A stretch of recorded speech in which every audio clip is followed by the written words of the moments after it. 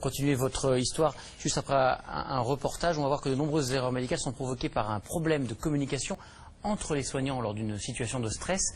Alors pour permettre au personnel de s'entraîner, les hôpitaux ont de plus en plus recours à la simulation.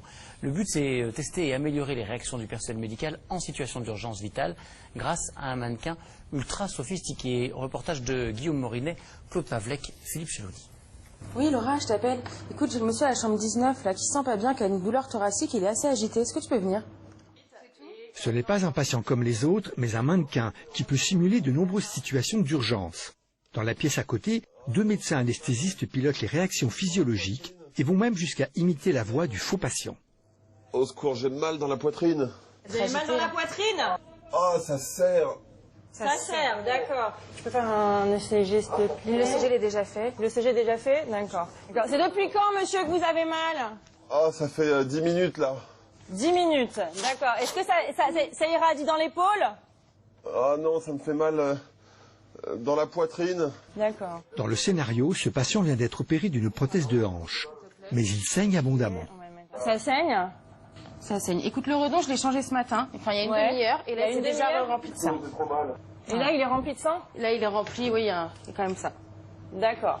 Et malgré ce stress ambiant, les formateurs attendent des réactions précises de la part des participants. Il va falloir réagir très très vite, il va falloir dérouler une procédure sans erreur, de façon rapide et en gérant une communication. Donc là on est sur pousser les apprenants à l'extrême pour voir comment est-ce qu'ils réagissent. Au secours. Oh, je me sens partir là. La situation se dégrade, le patient vient de faire un arrêt cardiaque. Ok, il respire plus, très bien. Monsieur? Ok, tu peux le mettre à plat s'il te plaît tout de suite? Je te fais quoi? Monsieur? Ok, non. Tu peux le mettre à plat, tu mets les palettes, tu me sors le défibrillateur. Dans ces situations de crise, le médecin apparaît comme un chef d'orchestre. Il doit en même temps gérer son patient et donner des ordres clairs à son équipe. Il commence un massage cardiaque dont l'efficacité peut être contrôlée sur l'ordinateur de simulation. Alors, effectivement, ils sont un peu légers en termes de massage parce que donc, les mains sont un peu décalées vers la droite et ils compriment à 50% de ce qu'il faudrait grosso modo. Il y a le rythme là ou pas? C'est bon? Choc conseillé. Éloignez-vous du patient. Après un choc électrique, le cœur du patient ne redémarre pas. Le médecin décide alors d'injecter de l'adrénaline. Vas-y, tu peux mettre l'adresse s'il te plaît? Je mets 0,5 mg. C'est bon. Oh, au secours. Le cœur du patient a redémarré. Mais les malheurs de l'équipe ne s'arrêtent pas là. Pendant qu'ils intubent le patient, les formateurs poussent le scénario encore plus loin et en profitent pour ajouter une réaction rare provoquée par l'adrénaline. Elle a fait une drogue qui a un risque de faire convulser et donc on le fait convulser pour ajouter un petit peu aux ennuis. Pourquoi il tremble comme ça, le malade? Ah, c'est l'injection? Ah bah oui, c'est ça, c'est super. On va arrêter la séquence ici. Parfait. Super. Merci. On souffle. On va aller discuter de tout ça. Je vous laisse souffler pendant 1 minute. Après le stress a lieu un débriefing qui conclut la simulation. Le rôle et les réactions de chacun durant l'exercice sont analysés. Pendant ce temps-là, toi tu massais, Anaïs elle s'occupait, et puis Paul il regardait, puis pendant 2 minutes, Paul, il a regardé si vous faisiez bien, mais c'était pas son rôle, quoi. Qu'est-ce que tu aurais pu faire? Eh ben, j'aurais pu lui demander par exemple qu'il me relaye pour le massage cardiaque. Paul, il a des gros muscles, il aurait pu faire le massage cardiaque, et toi tu aurais pu te mettre où? Au pied pour justement bien observer ce qui se passe, le scope, est-ce qu'il récupère, et pour pouvoir du coup prendre du recul. Global sur ce qui se passe. Le scope, le patient, tes collègues, du recul pour libérer ton esprit. Dans les prochaines années, ces simulations pour les professionnels de santé vont se multiplier dans les hôpitaux et les universités. C'est un des moyens mis en œuvre pour réduire le risque d'accidents médicaux en chirurgie. C'est pas mal, hein? C'est pas mal. Il y a Maître Delagrange qui voulait un mannequin pour les jeunes avocats aussi, pour éviter les erreurs judiciaires. Certaines erreurs médicales ne sont-elles pas dues à un défaut de communication de la part du patient, on nous demande? Est-ce que ça arrive? Alors, du patient, hein. Oui. Non, l'erreur due à un défaut de communication du patient, je ne vois pas bien. Tu aurais oublié de dire qu'il avait été opéré, malade ou... Ça peut arriver. Oui, ça peut arriver. Le patient qui ne va pas dire certains antécédents qui auraient leur importance dans la prise en charge, oui. Dans le problème de communication, c'est souvent après l'erreur qui se pose. De toute façon, s'il y a une erreur, s'il y a un problème lors d'une opération parce qu'un patient a oublié de dire qu'il avait des antécédents compliqués pour l'anesthésie ou qu'il est allergique à un produit anesthésiant, ça se retourne contre le patient, ça se retourne pas contre le médecin, si. Si la faute du patient est engagée dans l'accident dont il est victime, oui, bien sûr, il y aura soit un partage, soit éventuellement une exonération totale de responsabilité. Après une liposuction, j'ai des cicatrices, le chirurgien dit que c'est moi qui cicatrise mal. Y a-t-il un recours, demande Elwin.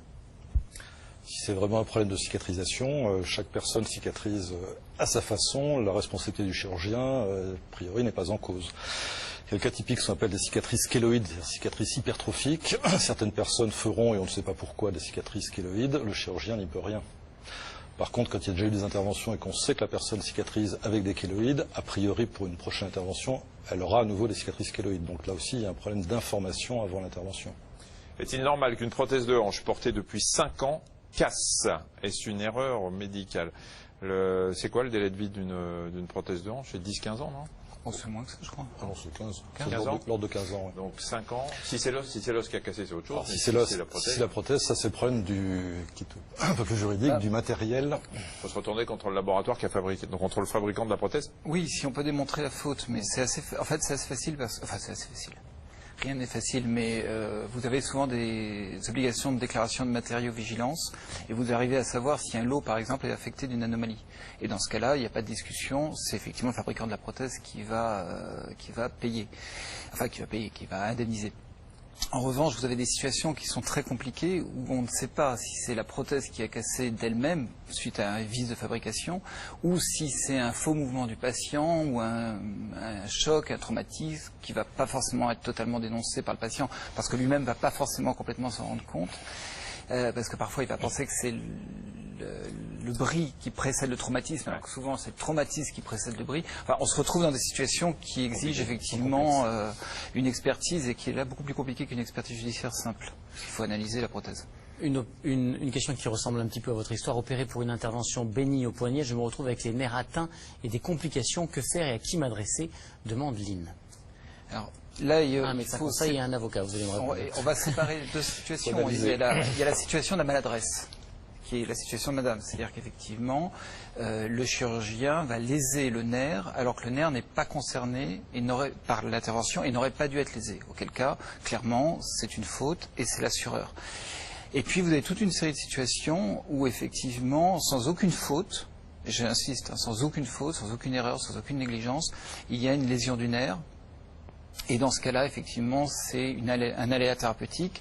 Et sous certaines conditions de seuil de gravité, c'est l'ONIAM, c'est l'Office national d'indemnisation des accidents médicaux qui va indemniser. Martine, vous, en